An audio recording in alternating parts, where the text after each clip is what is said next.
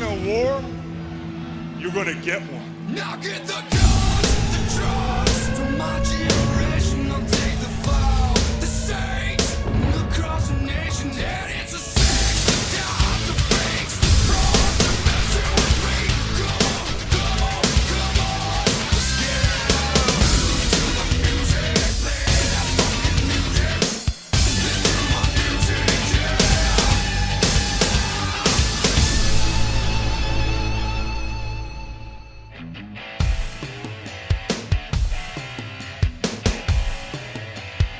Welcome back to Reliving the War, and welcome to the 25th of August 1997. Nitro's live tonight from Columbia, South Carolina, and the show's Unopposed tonight. WWF Raw's preempted for the US Open, so Nitro has a great opportunity to get some new eyeballs on their product. The WWF will air some special Friday night shows for the next 2 weeks, and I'll cover those specials in a separate upload. So today we're just going to check out Monday Nitro and see if WCW capitalized on their first of two Unopposed nights. Hope everyone had a great WrestleMania weekend, and a special shout out to Chance and Corey. Chance rocked up to WrestleMania showing his support for Reliving the War, and I'm sure he was counting the chin locks over both nights. Much appreciated, my man. So, check out the Clash of the Champions 35 video as soon as you have the chance. We have new WCW champions now on Nitro. We get a memorable Sting moment at the end of the show. It's worth checking out Sunday's upload so you don't feel a little lost when watching today's special episode of Reliving the War. If you're all caught up, then sit back and enjoy. Our commentators welcome us to the show, and the lads are absolutely buzzing about Sting's appearance at Clash of the Champions. Sting's made it clear what he wants, a match with Hollywood Hogan, and it's now up to J.J Dillon to get a new contract drawn up. We get a replay of Sting's appearance at Clash of the Champions, and we then go to Mean Gene Okerlund, who's getting prepared to interview Eric Bischoff. Eric says WCW failed to get Sting. Remember, the Stinger had a deadline. He had to agree to a match before Clash of the Champions ended, and that didn't happen. Okerlund surprises Bischoff by saying J.J. Dillon is currently on the phone. Dillon says it's true, Sting had to sign before Clash ended, but Eric shouldn't jump to conclusions either. After the Clash went off the air, the WCW switchboards lit up with fans saying that Sting had spoken, and J.J. says the executive committee agree. WCW heard Sting loud and clear at Clash of the Champions. Dillon says he's committed to signing the match that Sting and the fans want, and Dillon confirms that Sting versus Hollywood Hogan will be the next contract that gets presented to Sting. Bischoff loses it. He says the match will never happen, and it won't happen because Bischoff says so. Hogan's schedule is all booked up for the year, and even if Hogan did want to fight Sting, the Hulkster would kick his ass anyway. Sting makes his way down to the ring, but Bischoff's too busy ripping the Icon a new one. Bischoff notices Sting standing right behind him, and Sting doesn't attack Eric. He instead sends another message. He puts a Hollywood Hogan shirt over Eric's head before kicking Bischoff to the canvas. Eric's too afraid to move. Sting then takes the shirt and he stuffs it in Eric's mouth, and for the first time in a long time, we see a smile on the Icon's face. Good opening from Nitro this week. The build towards Hogan vs Sting has truly begun. Raven's back talking about Raven things. What have we got this time? Raven says we all perform acts of an unsavory nature in our lives. You're telling me, mate, I watched every Raw Nitro of 1996 twice. Raven talks about getting redemption for those unsavory acts, giving up a piece of yourself only to find out your salvation isn't what you think it is. Quote the Raven, nevermore. Thanks, Raven. We have our first matchup next, a tag team contest pitting Parka and Psychosis against Ice maybe, opening up with a banger I see. Parka almost gets his skull kicked in at the opening bell, and Glacier thinks he has this all figured out. But then, take that, Parka has to help Glacier take out Psychosis even though they're on the same team, and look, Psychosis then helps Glacier by elbowing Parka. Ernest goes to Nitro, gets tagged in, and he pulls off one of his sweet fancy kicks, but Parka sticks a toe up his hole before stomping his back. Once again, Ice maybe get help from their opponents when Parka hits an enziguri on Psychosis. Glacier gets tagged back in, he cleans house, he then invites Ernie back in for his top rope spin kick, but oh my, Miller doesn't get out of the ring and Mark Curtis doesn't notice Psychosis getting pinned. Parka gets back inside the ropes, Sonny Ono slides in a chair, and yes, 1, 2, 3. No time to celebrate this monumental victory though, as Ultimo Dragon's here to spoil the fun. Silver King, another man who just doesn't like Glacier all that much, hits the ring to stop Dragon being a little snitch, but he pays a hefty price. Psychosis and Parka then attack Dragon. Parka ends up diving on Glacier while Psychosis was fighting Glacier on the outside. And Ernie Miller says, I want a piece of that action, so he tries a dive through the middle ropes and yeah, that could have been better. Silver King vs Ultimo Dragon takes place after a commercial break, and even though Silver King attacked Dragon before the bell, it still didn't help. Ultimo Dragon defeated the Luchador Cowboy with a Dragon Sleeper.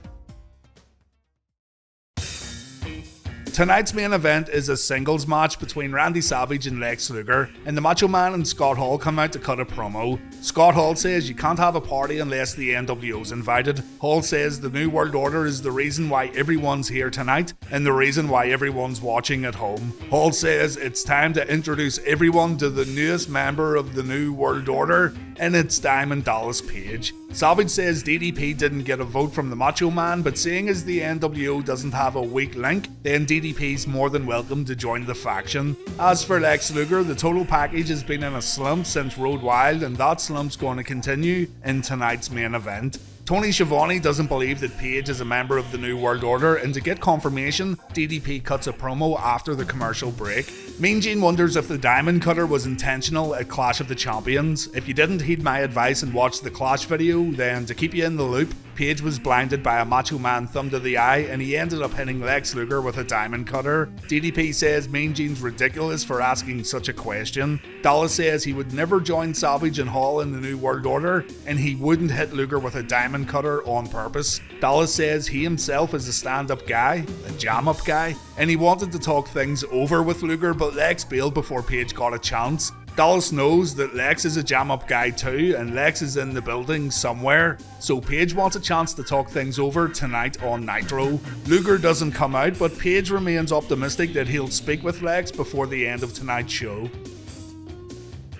Next up, we have Double J Jeff Jarrett versus Chris Benoit. It starts off with Benoit flooring Jarrett with a forearm, but Double J comes back with a drop toe hold. He then walks on Chris's back before strutting his stuff, and Double J tells Chris to back up while he takes a seat on the top turnbuckle. A drop down and leapfrog leads to Chris kicking Jarrett in the face. Double J takes a few chops and a drop kick, and Jarrett decides to take a break on the outside. The commentary team talk about Luger not coming out to speak with DDP as the match continues. Benoit stops Double J from getting back in the ring, but Jeff uses Deborah to gain an advantage. Back in the ring, Jarrett applies the figure 4, but Chris grabs the ropes early. Jarrett then takes a back suplex, and Chris signals for the end. Benoit goes for the diving headbutt, but Jarrett moves out of the way. Double J doesn't take advantage though, he goes to the top rope himself, but Chris counters with a superplex. Jarrett then hooks Benoit immediately after that superplex, and Double J wins the match via pinfall. Steve McMichael can beat Double J, guys, but Chris Benoit can't.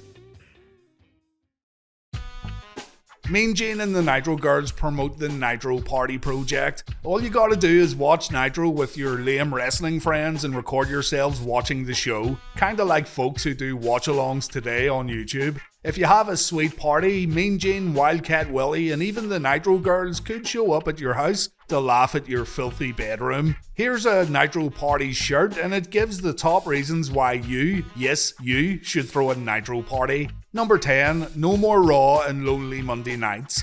Number 9, Mondays will no longer suck. Number 8, 2 words, Nitro Girls. Number 7, Monday Night Football is for wimps. Number 6, show off the NWO black and white colour scheme in your den. Number 5, you were planning to buy new furniture anyway. Can't see the other reasons here, so let's fill in the blanks. Number 4, it's kick or be kicking, you decide. Number 3, you can see Glacier get his frosty ball shattered with your mates. Number 2, you can prove you've got the jam. And number 1, you'll probably see a big bratwurst. Mean Gene wears the Nitro baseball cap and he says this. Hey, that's a very dapper looking lid. I could take that out to the golf course and have somebody shoot me.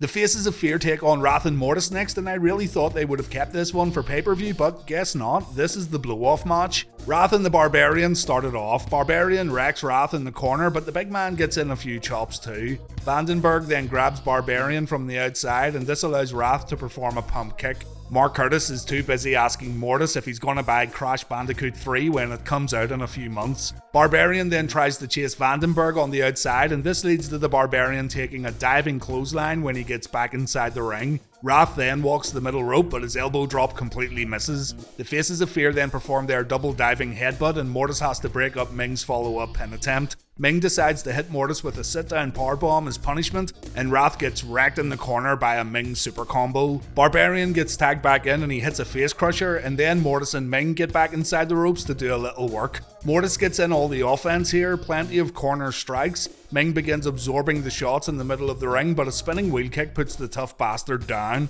Wrath then has to save Mortis from taking another powerbomb, and Mortis counters with a famouser. All four men end up in the ring, and it ends with Mortis jumping right into the Tongan death grip. Ming wins the match via pinfall. Wrath and Ming fight after the bell, but the cameras cut away as Nitro moves on to its next segment. Ric Flair, Chris Benoit, and new US champion Steve Mongo McMichael get interviewed next by Mean Gene Okerlund. Rick wants Curt Hennig to get in the ring. It's time for Curt to give his answer. Is he a horseman, or does he fear horseman business? Curt says he'd love to give Rick and the Horsemen an answer, but he can't give it right now. Flair said he knew Curt was going to pull this shit, so someone's been invited to Nitro to have a word with Curt. Someone who's going to get an answer from Hennig tonight on Nitro. The Columbia, South Carolina audience goes nuts as Arn Anderson makes his way down to the ring. The Enforcer's here, and he's back from the longest stint of horseman business that's ever been officially recorded. Arn admits that he was a wrestler of average speed, size and ability, but through sheer will alone, he ended up with a fantastic career. 4 months ago, 4 vertebrae were removed from Arn's neck. His left hand is too weak to hold the glass and too weak to button a button. Through sheer will again, Anderson has came a long way, and he was doing better, but someone slapped him on the back while asking where he's been for the past lot of months, and that slap sent a jolt through the Enforcer. He dropped his bottle of water, and the last few drops of water falling out of that bottle were symbolic to Anderson. It was like the sand in an hourglass. Arn says it's too dangerous for him to wrestle again, and it also endangers the careers of Benoit and Mongo. Ric Flair gets visibly upset when Arn says he'd rather walk away than be anything else but the Enforcer in the eyes of the Nature Boy. Anderson says whether fans loved him or hated him, they knew Arn gave them everything he had, but the Enforcer has nothing left to give. Anderson wants fans to remember him for what he was and not what he is now.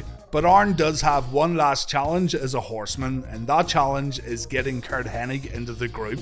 Anderson doesn't want to fight Curt, but he wants to challenge him to stand next to Ric Flair and lead Mongo and Benoit back to the glory that the Horsemen once had in professional wrestling. If Curt agrees, he won't just get a spot in the Horsemen, he's going to get Anderson's spot. Curt Hennig will become the enforcer of the Horsemen if he accepts Arn's challenge. Curt says he knows a lot of people who would pass up this honour, but Curt says it would be a privilege. We finally have an answer. Curt Hennig has joined the Four Horsemen, and he's taken the spot of the Enforcer. A very emotional promo for sure, and you'll want to keep this one in mind, because it gets revisited by the NWO next week, and it leads to one of the more talked about moments of the WCW vs NWO battle. Good stuff though. The whole Curt Hennig thing was beginning to get a little tiresome, and it's good that the storyline has progressed a little. Also, great to see AA back on TNT. Check this one out in its entirety though, it'll be worth it for next week.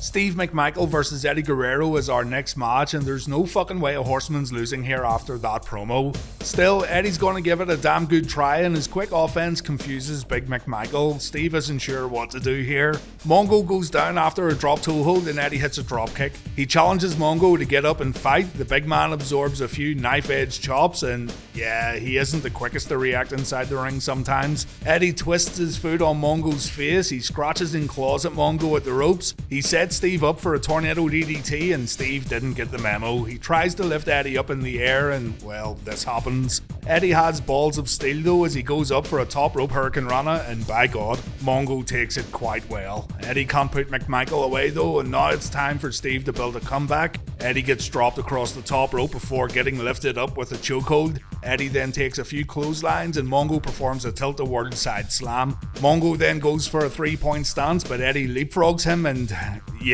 Guerrero then goes for a moonsault, but Mongo catches him and we see the tombstone. Steve McMichael wins. And yes, this was the WrestleMania 25 HBK vs Taker finish we just saw on Nitro.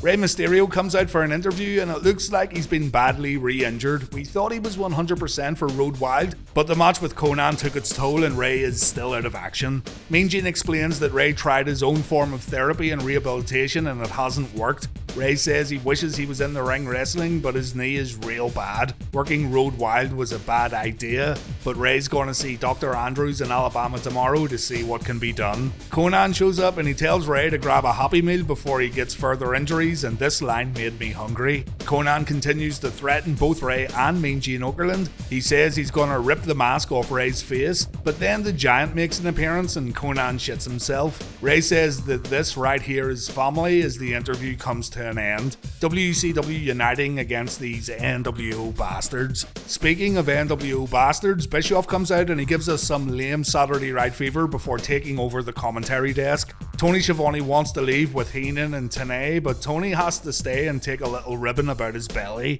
Bischoff reminds us about the restraining order. Zbyszko and the Giant aren't allowed within 50 feet of Eric, and it looks like Bischoff's going to call the remainder of the show. Yuji Nagata's back on Nitro and he's taking on Chris Jericho for the Cruiserweight Championship. Eric Bischoff talks about J.J. Dillon and Sting as the two go to work inside the ring. Jericho misses a wheel kick and both guys miss drop kicks. Bischoff says Sting hasn't beaten anyone to earn a shot at Hogan's title before calling Yuji Nagata a little beefy to be a cruiserweight. Chris hits a suplex and Bischoff's still talking about Sting. Jericho brings it down to the mat briefly as the conversation on commentary has moved on to the upcoming War Games and who can potentially represent WCW and NWO. We take a commercial break and Nagata gets dropped over the top rope with a front suplex. He lands on the apron, Chris hits his springboard dropkick and he follows this up with a plancha. Back inside the ropes, Nagata catches Chris and he performs an overhead belly to belly. Chris takes a kick to the back and a body slam afterwards, and Nagata then misses a somersault kick. This leads to Chris taking the lead once again and we see the running corner clotheslines. Jericho hits the lion salt, he performs the double powerbomb, he then applies the lion tamer and Chris Jericho wins via submission and Chris retains the Cruiserweight title. It's then confirmed by Schiavone that Chris Jericho vs Eddie Guerrero is going to take place once again and that match is going to happen at Fall Brawl. The Cruiserweight title will be on the line. We have another promo next, this time with Harlem Heat. Booker T says there's a new member to Team Harlem Heat. Jackie is officially Booker and Stevie's new manager. Booker says the WCW committee are still saying the Steiner brothers are the number one contenders for the tag titles. Booker wants Rick and Scott to step aside and let Harlem Heat do the honors because the Steiners can't get the job done. Stevie says that Harlem Heat didn't have to work up north to get a reputation. That's very true. But Stevie gets interrupted by the Steiners and Ted DiBiase. Scott says the outsiders are the luckiest guys on earth. The Steiners got the job done, but they got robbed. So what Booker and Stevie are saying here isn't true at all. Buff Bagwell and Scott Norton then make an appearance and Buff says the Steiners didn't beat the Outsiders in Sturgis. And as for Harlem Heat, they can't even beat the Steiners. Neither Harlem Heat nor the Steiners can beat Vicious and Delicious though, according to Buff anyway. And this claim leads to a big fight breaking out between the three teams. Nitro then takes a commercial break and when we come back... Oh, das Wunderkind, the new TV champion. Show us your new belt and your big sausage. Oh, big bratwurst.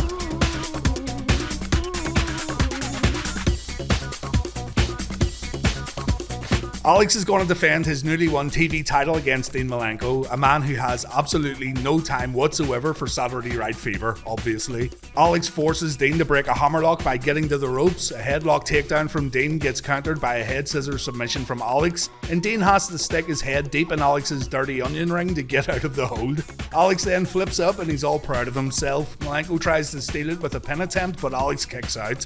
Wright then takes a drop toe hold and he goes to the outside to get himself together. The match resumes and Wright goes on the attack. They go through a leapfrog sequence, but Alex is way too smart to get caught out. He drops an elbow on Dean during a drop down. Dean then gets locked in a backbreaker submission, but Alex's powerbomb attempt gets countered with a backdrop. The commentators haven't called a single move from this match. Dean tries a superplex, but Alex pushes him away. Dean then gets a boot up when Alex comes off the top. Alex's run of bad luck continues when he misses a dropkick, and Malenko then goes for the cloverleaf. Das Wunderkind gets out by poking Malenko in the mince pie. Wright then hits a back suplex that only gets him a 2 count, and now it's time for the TV champion to get serious. He hits a suplex followed by some knife-edge chops. He goes for the German suplex, but Malenko counters and Alex is now in deep shit.